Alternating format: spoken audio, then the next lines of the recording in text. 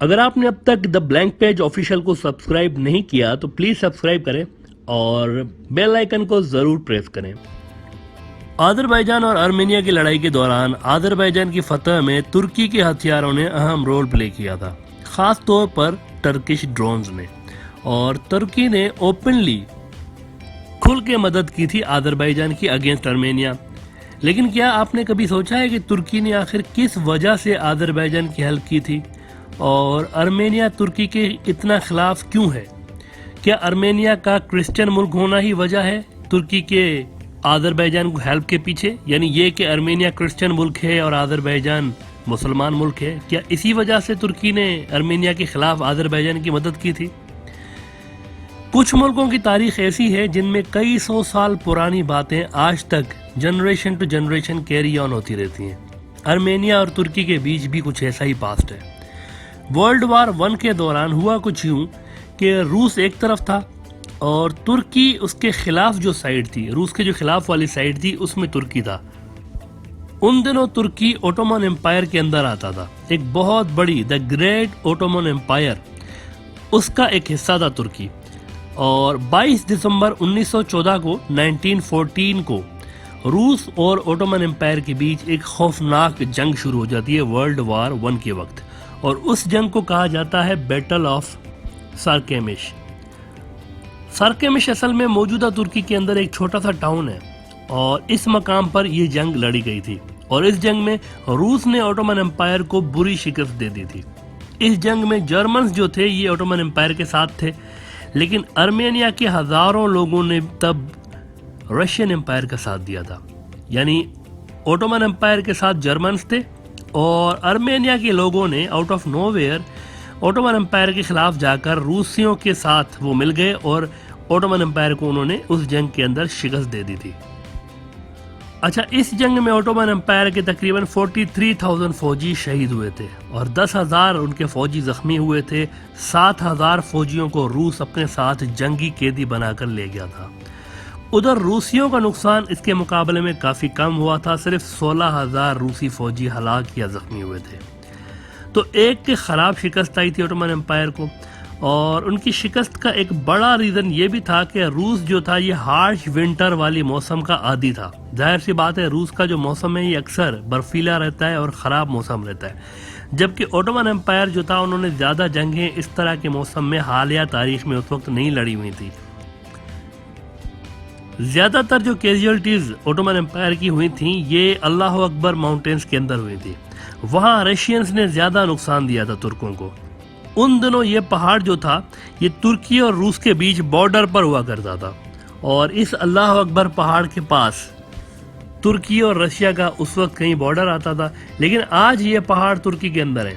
اب ہوا یہ کہ اوٹومن امپائر نے جب اپنی شکست کی وجوہات کو اسٹڈی کرنا شروع کیا تو کنکلوژن یہ نکالا کہ روسیوں سے ہم جیت سکتے تھے، لیکن یہ جو ارمینینز بیچ میں آئے ہیں اور روس کے ساتھ مل کر انہوں نے ہمارے خلاف لڑائی کی ہے، that was the actual cause of our defeat. اچھا، اب یہاں سے ایک انٹرسٹنگ چیز ہے، یہاں سے ہسٹری جو ہے یہ 2 حصوں میں بٹی ہوئی ہے۔ ایک جو ہسٹری کا حصہ ہے وہ اوٹومن امپائر کے خلاف جو ملک تھے انہوں نے ایک تاریخ لکھی ہوئی ہے، اور وہ یہ لکھتے ہیں کہ اس واقعے کے بعد، اس جنگ کے بعد ہوا یہ کہ اوٹومن امپائر انہوں نے ارمینینز کو سبق سکھانے کے لیے 14-15 لاکھ ارمینین لوگ تھے، جن میں عورتیں، بچے، بوڑھے سب شامل تھے، ان کو طلت پاشا جو کہ ورلڈ وار 1 کے وقت ڈی فیکٹو پولیٹیکل لیڈر تھا اوٹومن امپائر کا، طلت پاشا کے حکم پر ان 14-15 لاکھ ارمینینز کو سیریا کے ڈیزرٹ میں لے گئے اور ان کو وہاں پر قتل کر دیا سب کو۔ لیکن ترکی جو ہے وہ یہ کہتا ہے کہ دس از ربش اینڈ لائی، ایسا کچھ ہوا ہی نہیں ہے، یہ بکواس ہے۔ اور ترکی مانتا ہے کہ یہ صرف ترکوں کو بدنام کرنے کے لیے جھوٹی اور من گھڑت کہانیاں گھڑی گئی ہیں ان فورسز کی جانب سے جو کہ ہمارے خلاف ہیں، اور ہماری جو شاندار پاسٹ رہا ہے اس کے خلاف جو لوگ ہیں انہوں نے یہ باتیں گھڑی ہوئی ہیں۔ اور ترکی مانتا ہے کہ ایسا کوئی واقعہ کبھی ہوا ہی نہیں ہے۔ اب یہ جو رائیولری ہے ارمینیا اور ترکی کی، یہ چلتے چلتے 100 سال سے بھی زیادہ کا عرصہ کراس کر کے جنریشنز ٹو جنریشنز آگے چلتی رہی، اور ان دو ملکوں کی جو دشمنی ہے ارمینیا اور ترکی کی، یہ بھی آگے کیری آن ہوتی رہی ان کی اگلی نسلوں کے اندر۔ اور اب بھی جب آذربائیجان کے ہاتھوں ارمینیا کی پٹائی ہوئی ہے، اور بڑی سالڈ پٹائی ہوئی ہے ارمینیا کی، اتنا بڑا نگارنو کاراباخ کا علاقہ ارمینیا کے ہاتھ سے چلا گیا، اس میں بھی ارمینیا نے آذربائیجان سے بھی زیادہ ترکیوں کو کوسنا شروع کر دیا کہ ان کی وجہ سے ہم نے دوبارہ مار کھائی ہے۔ اگر یہ آذربائیجان کو اتنے زیادہ ہتھیار سپلائی نہیں کرتے اور اتنے لیٹسٹ اپنے ڈرونز سپلائی نہیں کرتے تو ہم یہ جنگ آرام سے جیت جاتے آذربائیجان کے ساتھ۔ تو ارمینیا آج بھی ترکی کو کوستا ہے آذربائیجان والی جنگ کے بارے میں بھی۔ حالانکہ ارمینیا اور آذربائیجان کی جو لڑائی تھی یہ نگارنو کاراباخ کے علاقے پہ ہوئی تھی، جو کہ ہے آذربائیجان کا علاقہ۔ ساری دنیا مانتی ہے کہ یہ آذربائیجان کا علاقہ ہے، لیکن اس کے اوپر قبضہ ارمینیا کر کے بیٹھا ہوا تھا کئی ڈیکیڈز سے۔ آج تک ارمینینس اس کوشش میں لگے ہوئے ہیں کہ دنیا جو ہے وہ ہمارے اس جینوسائیڈ کو مانے، اور دنیا کے 30 ملک ایسے ہیں جو کہ یہ مانتے ہیں کہ یہ بات سچ ہے، یہ جینوسائیڈ ہوئی تھی۔ 30 ملک ایسے ہیں دنیا میں جو اس طرح کی باتوں پہ یقین رکھتے ہیں، اور اس میں یورپ کے کئی ملک بھی آ جاتے ہیں، روس ہے، برازیل ہے، یہ سارے ملک شامل ہیں۔ ان 30 ملکوں کے علاوہ باقی جو دنیا کے ملک ہیں وہ اس جینوسائیڈ کو نہیں مانتے، وہ سمجھتے ہیں کہ یہ ایک من گھڑت کہانی ہے اور قصے کہانی سے زیادہ کچھ بھی نہیں ہے۔ اور ترکی بہت زیادہ سیریس رہا ہے ہمیشہ اس بات پہ، کیونکہ ظاہر سی بات ہے ایک بہت ہی شاندار قسم کا ماضی رہا ہے ترک کا، دا گریٹ اوٹومن امپائر ان کی رہی ہے، اور وہ اس کو اپنے پرائڈ کے خلاف سمجھتے ہیں کہ کوئی یہ کہے کہ ہم نے بچوں اور عورتوں کو کبھی مارا ہے اور کبھی کسی قوم کی ہم نے جینوسائیڈ کی ہے، اس پہ وہ بہت زیادہ حساس ہے، اور وہ اپنے پاسٹ پہ بہت فخر کرتے ہیں ترکی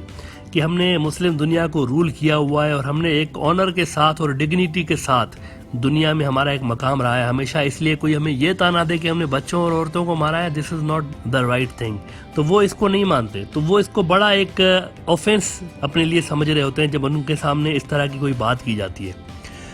تو ترکی کے نزدیک یہ ایک جھوٹا اور ایک من گھڑت قصہ ہے جو کہ صرف سیاسی فائدہ حاصل کرنے کے لیے بولا جاتا رہا ہے۔ لیکن اب یہ نیوز آ رہی ہے کہ جیسا کہ بائیڈن نے الیکشن کمپین میں اپنے وعدہ کیا تھا کہ اگر میں پریزیڈنٹ بنا تو میں آفیشلی ارمینیا کی اس جینوسائیڈ کو ریکگنائز کروں گا۔ تو اب یہ نیوز آ رہی ہے کہ Biden is going to do that,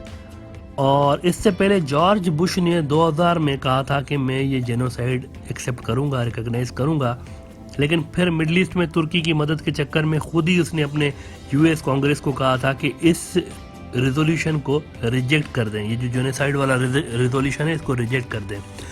کیونکہ ترکی کا ان کو پتا ہے کہ ترکی پھر ہمیں چھوڑے گا نہیں، ہمارے خلاف بھی ترکی جا سکتا ہے۔